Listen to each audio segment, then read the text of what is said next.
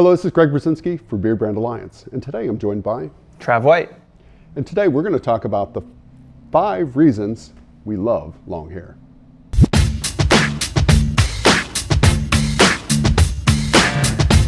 There was a time where people were pretty closed-mouthed about giving any kind of negative comments to anyone. And when was that? I don't think I was born yet. It seemed like the internet and social media has unleashed kind of a devil in allowing people to say whatever they want about people, whether it be good or bad. But hopefully most of the stuff is good. We love getting compliments, and one of the reasons we wear long hair is because you're going to stand out in a crowd. Yeah. And long hair is going to get you noticed. Do you find that's the truth? Oh, 100%. I find that when I'm going to any event or walking down the street even, going into coffee shops, going grocery shopping, it's one of those things where I try not to pay too much attention to it, but I can feel heads turning and I can just feel people looking at the long hair, whether it's in a bun, whether it's down. People compliment long hair if I'm at a networking event or if I'm at a social hour with friends. It's always a topic of conversation no matter what. So you're going to get noticed, you're going to stand out.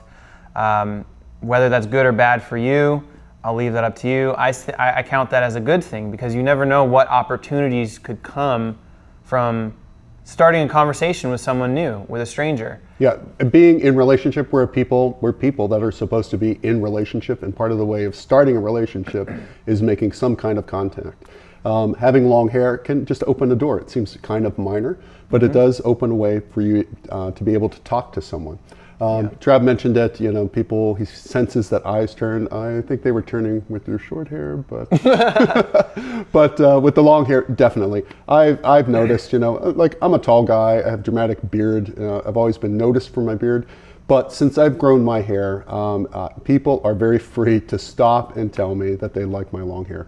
I don't get much negativity in the streets at all. I get a lot of positive comments. I cannot go outside and walk around downtown Philadelphia without someone in the course of a walk, a stroll, even in the course of 2 or 3 blocks, complimenting my hair. Turning, looking. I sense also people turning and looking, which is great. So if you want attention, grow your hair long. It seems like the keyboard warriors are the only ones really hating on it. When I'm in person, it's only compliments with people. And if somebody has a negative opinion about it, they'll probably keep it to themselves. Yeah. So if you want attention, grow your hair out. That's definitely a plus in having long hair. Yeah. So what do we got for number 2? Number 2 is, even though you're sort of losing the ability to have a barber cut your hair in a lot of different ways, there is actually quite a bit of styling options that you can have for long hair. It's not just down or up.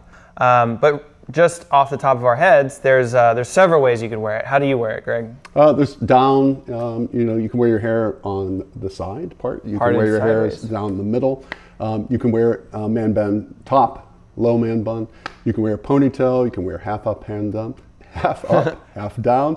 And there's the ever popular beanie. So wearing accessories in your hair, like you could do that with it short, but all the more impact when you wear a beanie, where you wear skull cap, where you wear hat, where you wear a fedora with the long hair hanging down. So there is versatility when it comes to styling long hair, and that's definitely a plus. You are, as Trav mentioned, giving up some barbershop options. You're giving up barbershop banter per se. If you want to go hang out in the barbershop, go ahead. You can still go to the barbershop and hang out. You're just not getting your hair cut. Not getting your hair cut. So definitely one of the pluses in having long hair is that you do have styling versatility. Yeah. What's number 3? Number 3, I would say it is ease of maintenance and also maybe saving on some product. Now this can also be a con sometimes because hair washing night, for guys who have long hair, you know what I'm talking about, whether it be twice a week, 3 times a week, once a week, that day or that morning, that night where you're actually washing your hair, the amount of conditioner that you're going to use can be a little much, but you are doing that once or twice a week as opposed to every day. And so you are going through probably a little less product, especially in the styling camp. A lot of times you can let your hair go naturally, or just spray in a little sea salt spray or some styling balm. So I think there's definitely an ease in maintenance. Yeah, and what we mean by ease and maintenance, I'm not putting pomade in my hair, I'm not putting clay, I'm not putting any high hold, low shine, anything. I'm just washing and conditioning, maybe some sea salt or a texturizing spray, not a lot, and I'm going about my day. It's very simple to wear. When you have long hair, it's really simple to clean it and go back. It's grab and go. You know, Yeah, like it's grab and go. Yeah. So, and there's the nature of long hair sometimes is it doesn't have to be perfect. So a lot of times with a shorter haircut, it's got to be sharp, Edges tight. Yeah. With long hair, it's okay if it's disheveled. It's okay when you throw your hair up in a man bun that it's disheveled, hair's falling down in the back, trailing on your neck. Some of those imperfections are what make long hair on guys look awesome. Awesome, yeah. And it's the not being perfect, definitely, that makes it a plus. Yeah. So I think you still have styling, versatility with long hair, and I'm going to say that's definitely a plus. Yeah, and the ease of the maintenance. You're using way less hair products. So that's number 3. What is the 4th way?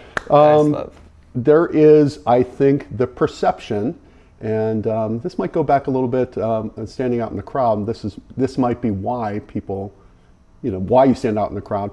There's a perception of virility. There's a perception of, say, masculinity, a perception of strength.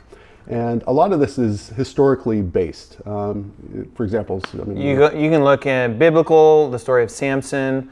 You can look at, where else? You can look at a lot of different stories that have been told in the past. Troy, you see Achilles. Often Greek gods like this guy right here. What? You got your Zeus, you got your mythological figures, usually all rendered with long hair, all usually rendered as superheroes, and over time, historically, a lot of those, superhero strengths or virility, masculinity is attached to those figures, often portrayed with long hair. So that's, hey, I'm taking that. That's a plus. Yeah, that's definitely a plus. So if you can grow long hair, that's definitely something that you should consider. Which is funny because, you think growing long hair is something typically seen on women today. But historically, if you go back a couple of centuries, I don't think you would see the distinction with the long and the short hair that you see today with men having super short hair, women being revered for having longer hair. So I think it's actually stepping back a little bit in a good way, almost leveling the playing field in terms of having long hair. And even looking back to like the 1700s where guys would actually wear wigs to give the impression that they have long hair simply because they wanted to give that perception.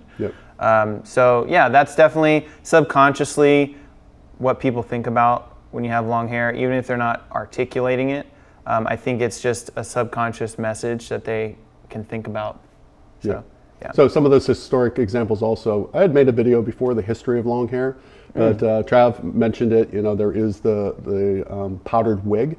People had short hair and they were wearing wigs to give the illusion or the impression that they had long hair. You have the Vikings wearing long hair. You had the hippies wearing long hair. You had Fabio wearing long hair. You have, let's go back, caveman wearing long hair. And so, the Viking, Mongolian warriors wore man buns. So what could be more, masculine and virile than warrior types? So for us, it's a plus. Yeah, definitely. We love that. So 5. What do we got for number 5? So the 5th and the final tip, I think, is that it naturally breaks the touch barrier if you're on a date, if you're talking to a pretty girl. And I think you actually told me a really cool story about your son with long hair. Yeah, so, my son, coming to age as a junior high school, so let's say about 12 years old, 13 years old, always had a barbershop haircut and going out, gave him some freedom, do whatever he wants to his hair. He immediately grew it. So he got his hair, fairly long. Let's show you this picture of Victor here. Beautiful hair, cool hair. So beautiful and so cool that all of the girls in school were finding themselves not capable of not touching it. And Yeah. so it drew the desire for the schoolgirls to touch Victor's hair, to the point where notes had to be sent home to the parents to actually have your daughters refrain from touching Victor's hair. But it does exactly that. There is it breaks that kind of touch. There's a subconscious almost urge for people to just want to touch your hair. And I'm not saying that you walk into a room, everyone's like, oh my gosh, but you're having a conversation with someone, maybe you're attracted to this person, and halfway through the conversation, they get a little bit more comfortable with you, and they're like, oh, can I touch your hair? And all of a sudden, that touch barrier is being broken in a really almost platonic way. Yep. And so I think that it gives just almost an edge if you're wanting to connect with someone or you're on a date. Yeah. I mean, at a party recently at Beardbrand headquarters, and at a party, people said, hey, I've seen your hair before. And people are like, wow, it's like, it's touchable. It's real. Oh my gosh. And so like the desire for people to actually want to touch your hair.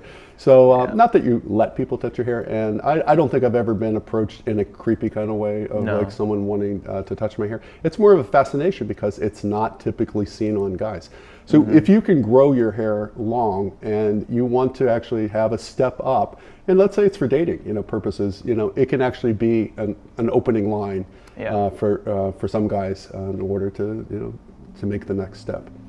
So there you go, guys. Those are the 5 reasons we like having long hair. And hey, we like having long hair. Comment below and tell us if there are other reasons why you think guys look good with long hair. Let's keep the hate off of this list. You can take that to the con list and put those on that list. But for now, what are the reasons why you like guys with long hair? Until we meet again. Woo! Enjoy that video? Well, go ahead, treat yourself to beard oil. We got a new formulation, new packaging, and a new price.